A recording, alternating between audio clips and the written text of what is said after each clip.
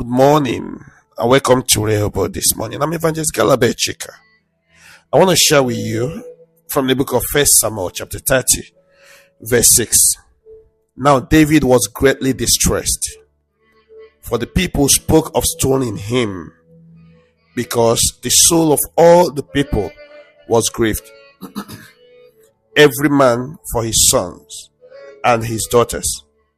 But David strengthened himself in the Lord his God. The other version said, and David encouraged himself. He encouraged himself. Why? Because David was distressed. He was so distressed. He was almost giving up. The pressures were on him. The people that he has raised turned against him. And the only people that gave him hope and succor and that believed in him, he was losing them. You know, when everybody comes to you for their help, comes to you for their encouragement, comes to you for solution, but you have no one you go to for your own help, for your own solution. Sometimes they don't even care how you feel. All that they wanted is theirs, you know. So that was the situation David was.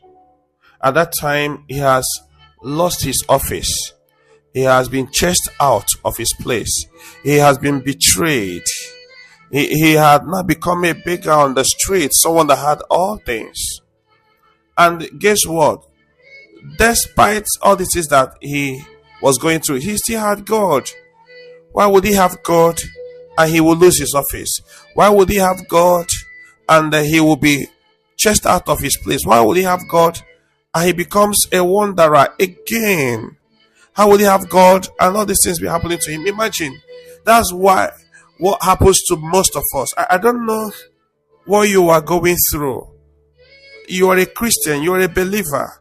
You pray, you've done all you should do. But there are wars going around. Things are not moving the way you expect them to go. You are facing battles here and there.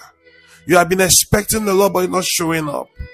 People are treating you, abusing you, taking advantage of you, and things are not working on as if God has kept quiet. Several times I've been in this situation. But today, I can remember countless troubles I have been in. Countless situations I have been in. But I didn't know how to go about them. In fact, there was I've entered, I thought that would be the end of it. But I don't know how God showed up. There have been situations in the past that you have been in that you thought was it cannot come out of it. You can remember the trials that you've gone through in the past that almost ate your life up, that almost destroyed your life. But God saw you through. And you never knew how you will come out. But today, you can look back and see how God was able to help you. There had been a time I have been overcome by my weaknesses. In fact, as a believer, that things have fallen into that. I looked at myself. I said, Gallabeth, you can't be a Christian again. God cannot be with you again. But God still showed mercy, forgave, cleansed, restored relationship. His own. In fact, there are things that have happened to me that people would say, this guy, you're not going to make it again. It's over for you. But miraculously, I don't know how I got here. My friend, I don't know what you're going through. I don't know the challenges you're going through. You might even be in that season in your life that is as if you're going back to your vomit. You might even be in that season that you have lost all the strength. You can't pray again. You want to pray, you can't pray again. You want to raise your hand, it's as if God is far. You might even be in that season that it seems as if The things that have left you have gotten you again. There are seasons like that come, and it's as if it's over. You might even be in that season. You might say, oh, your destiny has come to an end. I remember a sister that said to me, Chika, we started all this race together, but I have lost mine. Don't lose your own. That was a season that lady, and Satan was taking advantage. And she was thinking that God will leave her because of the things she has done. No.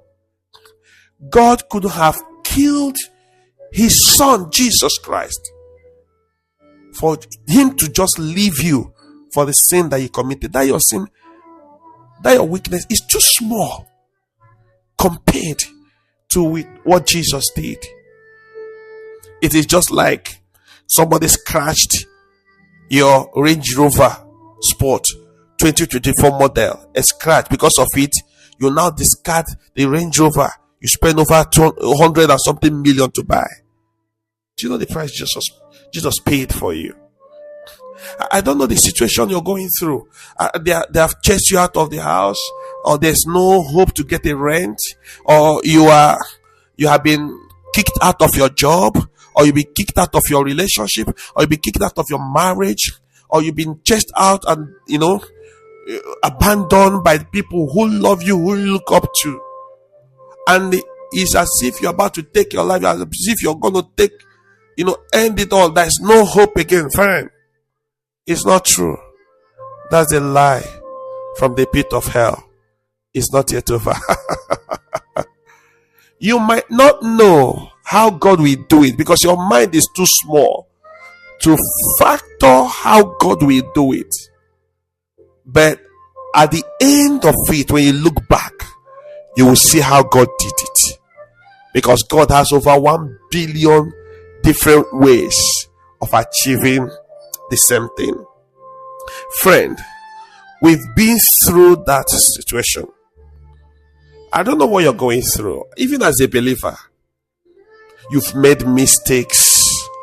You've fallen into things, and you are scared to talk about it because the men of God you have around you have never been open to tell you that they went through the same thing.